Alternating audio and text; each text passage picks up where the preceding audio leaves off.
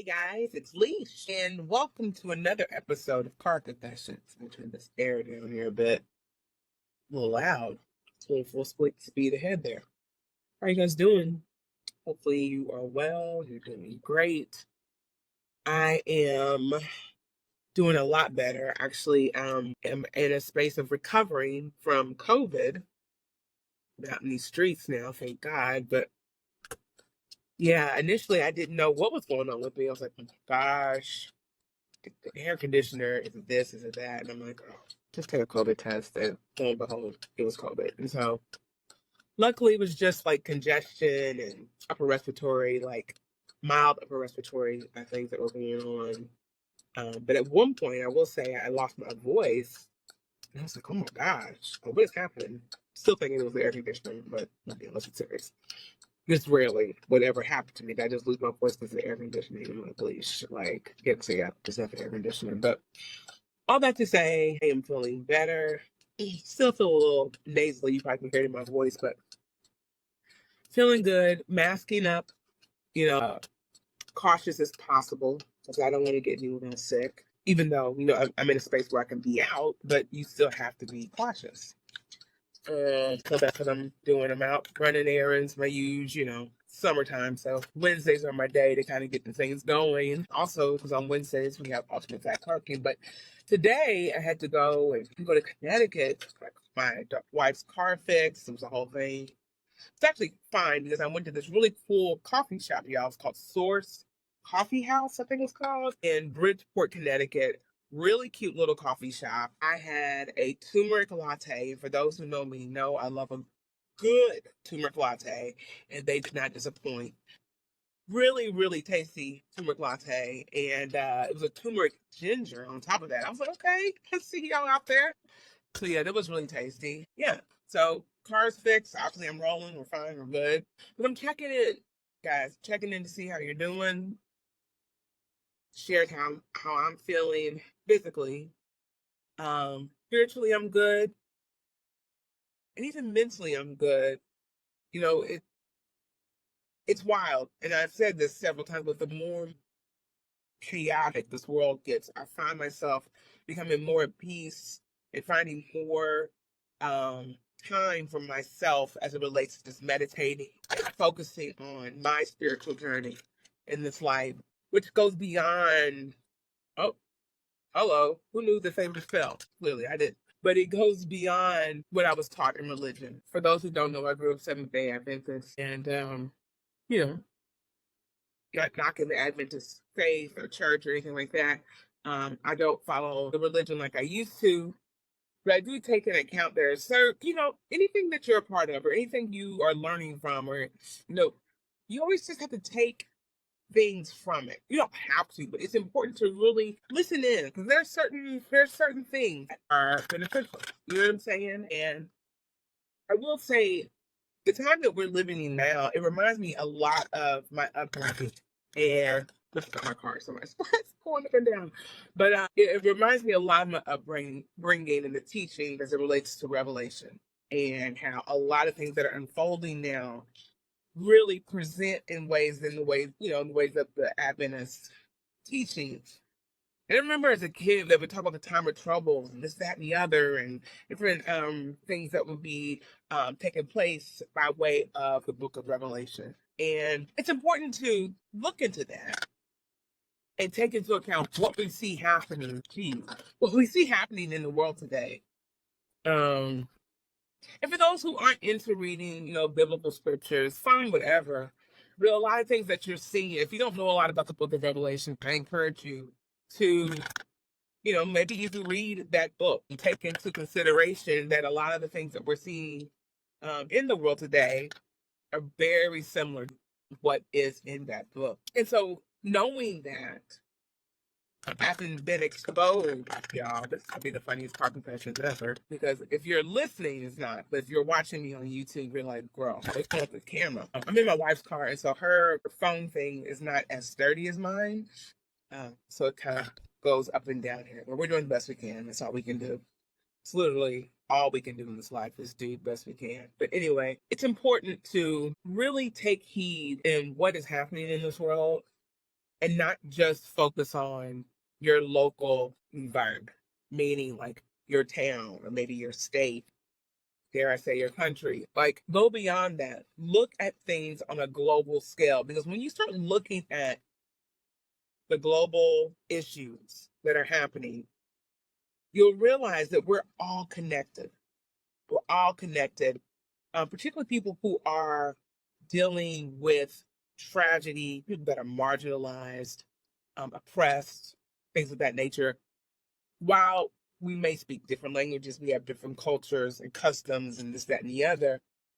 The At the end of the day, the suffering and the struggle very similar, quite parallel. Why am I saying this? I'm saying this to say that at some point we have to stop focusing it's just me, or my country, or this, that, and the other. And listen, I want this country to thrive. I want it to be the best it can be. I want all those things.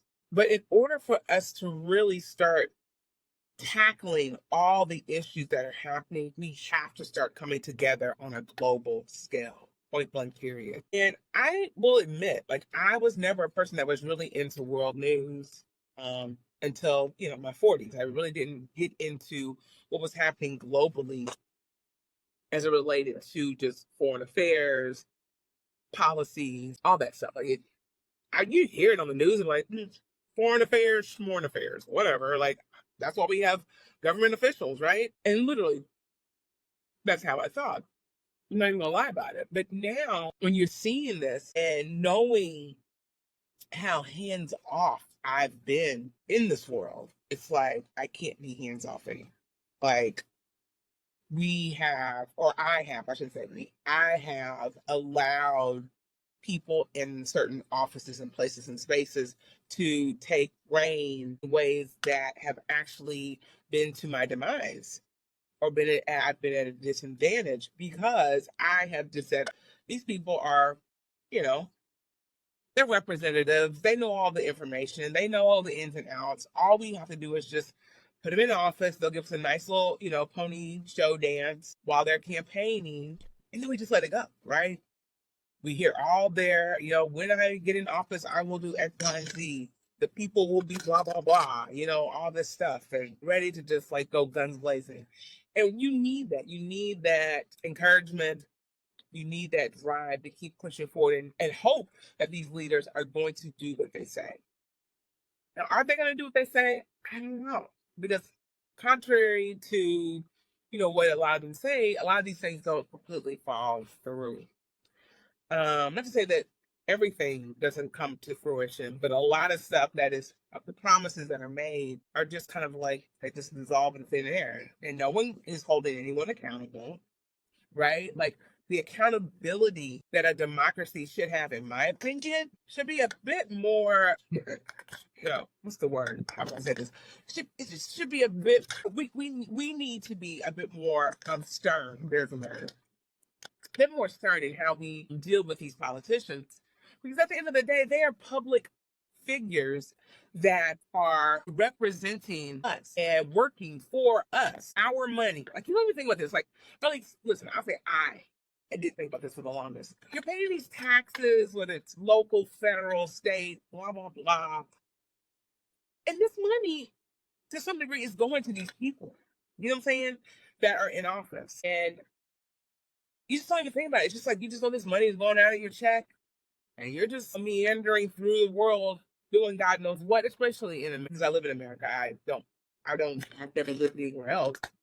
But as an American person, literally going blind, I'm talking about myself, just blindly, just, taking it all in. Like, I mean, it's just the way it is. Like, we pay taxes, we have officials, they run shit, and we just live, right? But we've lived at what cost, right? And I think that's where the accountability has to start taking place. Like, are we actually getting what we were told? Which is why I voted for you. And if we're not getting those things, why aren't we fighting back?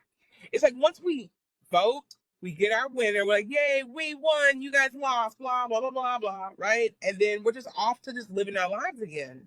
And then you find out some things here and there, little jabs here and there. You'll find out, oh, this was taken away from us, or that was taken away from us. And you're like, this is ridiculous. But then we go back to living our lives.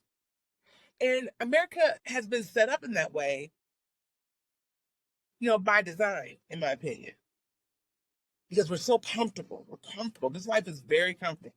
I'm not gonna lie. Even living in New York City, even though it's a rough place to live in, like in terms of just livelihood, like to do all the things, like it's a lot.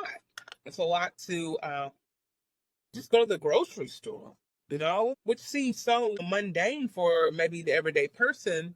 But when you're living in New York, it's a whole production to go to the grocery store. Or even washing your clothes up. If you don't have washer and dryer in your building, let alone or even in your apartment, and you have to go out to a facility to wash your clothes, forget it.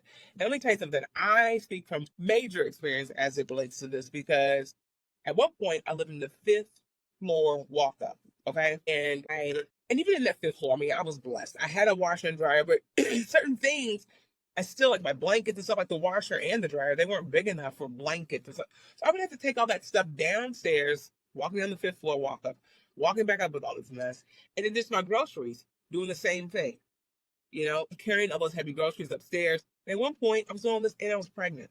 I'm not looking for a medal or anything, but I'm just saying, like, it's tough living here, but it's still a comfortable life. I mean, you see other people in the world and how they're living and how they're operating day to day. Just even seeing videos of people like in Sudan, for instance, or the Congo. You see children working in mines for the comforts of the West. So us, like we are the Western society, right?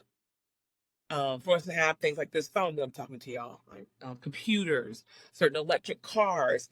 And listen, I was one of the people who like want to go green, give me an electric car. And then I started realizing what it takes to have an electric car. And I thought, oh my God, it's still that same slave labor that we are seeing happening in places like Congo and Sudan that actually allows for that to be, for people to have an electric car, or for people to have a computer or a cell phone or anything that would require some type of, major technology. There's a lot at stake when it comes to having these devices. And it's very intense. And so all that to come back to say,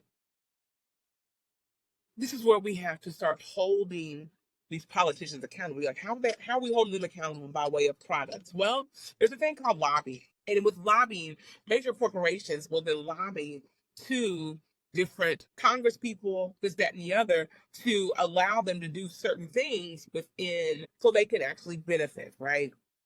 And if I'm not speaking correctly about this, let me know. I am the queen of wanting to learn and grow. But what I do know is that a lot of corporations and a lot of people with money put these things out and they lobby for their interests and not for the people's interests. And I'm talking about the people in America and even on a global scale. And so when they put these places, they're not breaking the law, right? And so it takes us, which, like I said, we live these Christian lives, so we don't really question shit, because we're living pretty good, all things considered. Yeah, we can complain that food is the price of food is increasing. The price of literally everything is increasing. But at the end of the day, the majority, not everybody, but the majority of people in America can get some type of food to eat. This is the camera. Some type of food to eat. Can quote unquote, and I mean in quotes, make it, like, just get by and everything. So it's really hard to start fighting the system, because it's like, okay, I'm not living terribly, but I would like things to be better. I would like for it to not be so stressful as it relates to living paycheck to paycheck, or whatever that is for your circumstance. Or maybe you're just out here living, life like it's golden. I don't know. But the point of it is, there's a comfortability in the American culture that needs to be shaken. And I don't wish any ill on anyone, any harm, anything like that. But I do think we have to start questioning, where, after we vote for these people, where do they then go with all these promises that they've made for us? And how do we get this proof that they're actually still working for us? right? And not these major corporations and, funding things like genocide that's happening right now. Because we're living through it as we speak. Like, we're seeing it in real time, and yet we're so comfortable. We're so comfortable. It's like, want to rock the boat. So living well, and I'm so gonna ruin it. But it's like, at some point, your comfort will be flipped just like that. And all because you just wanted to remain comfortable. You didn't want to raise your voice. You didn't want to say something as it relates to what is happening in this world. Politics, to me, and I'm still learning more and more about it as life goes on. But politics to me is this game we're all playing to some degree, but some of us don't even know we're playing. You know what I'm saying?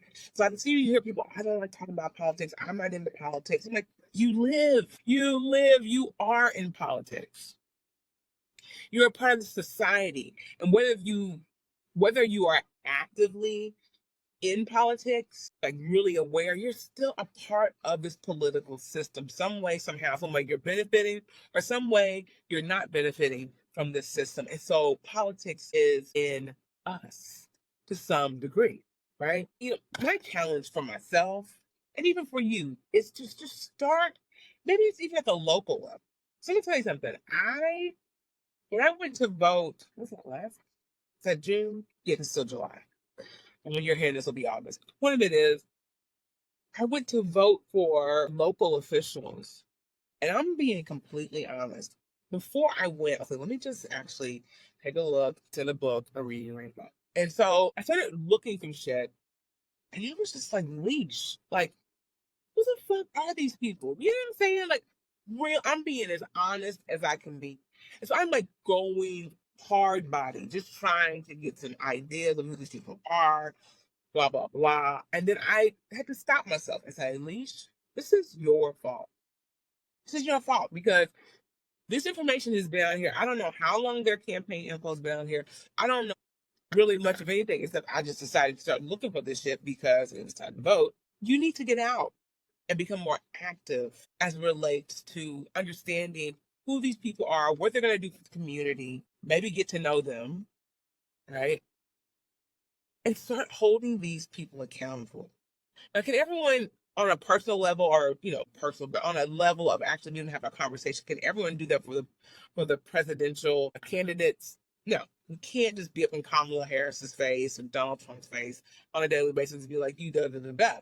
But what we can do is we can raise our voices as a collective to let their actual political parties know and their campaign workers know that we, happy with whatever, or we are happy with whatever, right? Like, it's really us coming together and figuring that out. But on a local level, I feel like I could do something and start getting myself out there more. Because the more and more we just allow them to take the reins, which is what's happening, it's kind of like, okay, they'll handle it. Once one of these fools becomes the president, then boom, we're done. Freedom, and then whatever, right? Will also depend on who you're considered to vote for. And it's a whole other story. Like, this whole voting situation. Like, I've been saying this for a long time. I don't know if I shared this with y'all, but I've been saying since the whole start of them talking about the election for this year, I was like, yo, it's not. It doesn't feel like an election year. Like, this doesn't feel like we're going to have solid candidates that are actually going to provide some type of solace for the American people. It just feels like a bunch of mumbo jumbo type of script that they're constantly, reworking, scratching. If I put this player in, or actually, that's not a good character. I feel like we're living in a play, right? A play that's constantly being edited and revisioned and reworked until we get to November, right? And listen, I am very, excited for those that are excited for Kamala Harris. And, I don't want to dampen the mood. I say, listen, do what is right for you. Point blank. And I think that's what more of us need to do. Like I said, on that individual level, figure out what works for you. Seriously. I don't feel like, and whatever. Donald Trump, trash. Done. Like, there's no question about it. There's no question. It endless as it relates to injustices, as it relates to racism, sexism. Like you go on and on, right? So I'm not going to go down that road because it's not necessary, and I'm not going to argue with people about Donald Trump because if that's your candidate, God bless, you, literally, and good luck in the end. But if Kamala Harris, if the powers that be, because that's a whole story, we're not even going to that whole thing today. But if the powers that be say Kamala Harris is going to be the president of the United States, then the people, we have to find a way to hold this person accountable. Like it's all fun and games. They have the music. I heard that Megan Thee Stallion was in Atlanta, at the rally, and all these things are great. It's smoke and mirrors. It's fun. It's glitzy. It's glam. It just keeps the people. It's like that sparkly thing, that little shiny thing that everyone's like focused on. But it's like, what's behind this shiny thing, right? Hold these people accountable. Yes, politicians are going to pull out all the stops that they think that will allow their constituents to continue to fight for them and want to, bring more people aboard on their campaign trail and then to eventually vote for them. So of course you're gonna do all the things. I mean, if you don't, it's kind of like, what the hell are you doing? But at the same time, and listen, I'm not hating on Megan Thee Stallion. I love me some Megan Thee Stallion, but it's after all the glitz and glamour, after all the production and the and all the showmanship, where do we fall as a people? Like, are we gonna be good? Is there gonna be a ceasefire? Are we really gonna start addressing marginalized issues in this country and even on a global scale? Because as a president of the United States, global issues are part of this job. What are we gonna do to ensure that people around the world that are being marginalized, that are being harmed, killed, all the things, what are we going to do as it relates to their leaders to help, fight for those causes, right? Because we're in everybody's business as it relates to us getting the resources. Like we want all the resources from these countries. So we're going and we'll pretend like we're going there to fight for freedom or whatever the hell we're doing over there in various countries. But when are we going to actually flip the script and really be the heroes of the world? You know what I'm saying? Because right now we're just the bullies and the demons of the world, in my opinion. Just Leesh's opinion.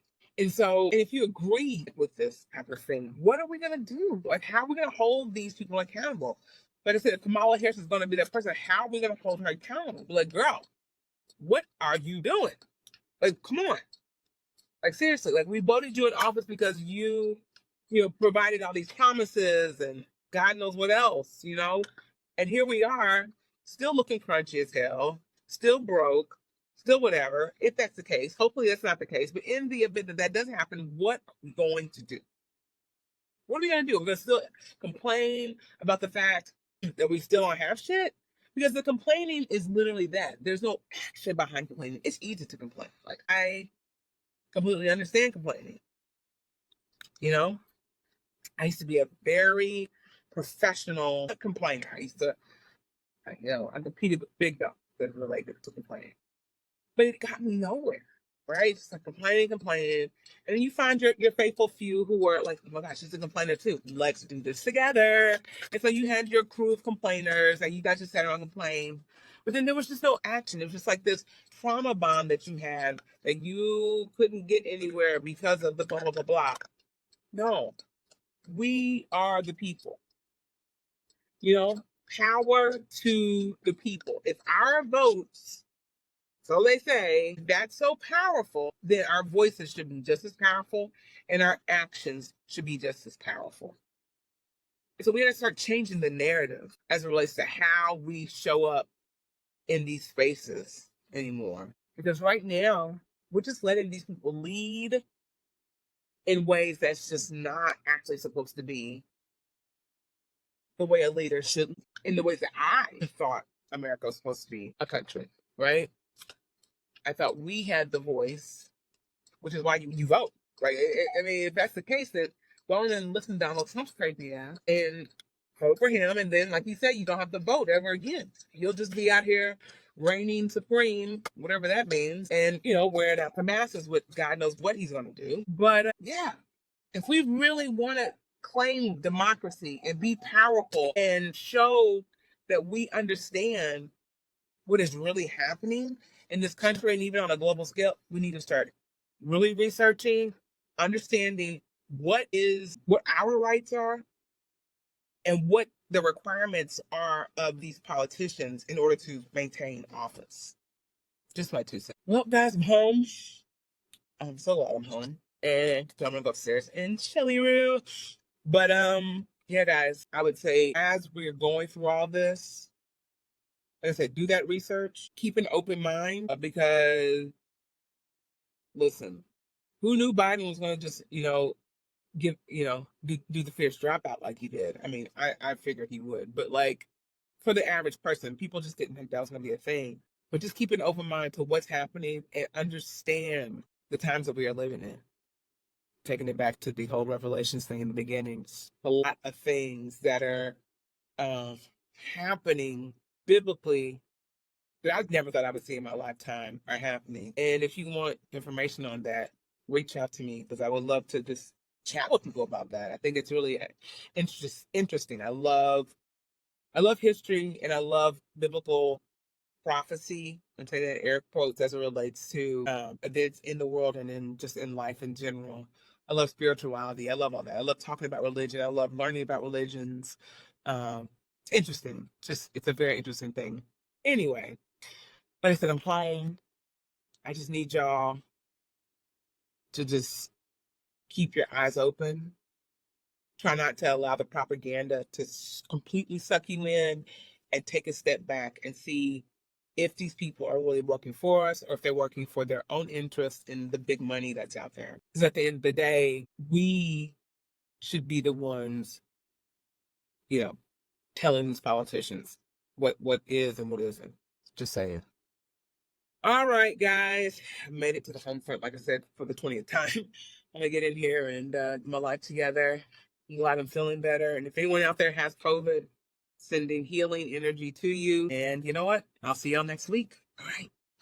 Bye.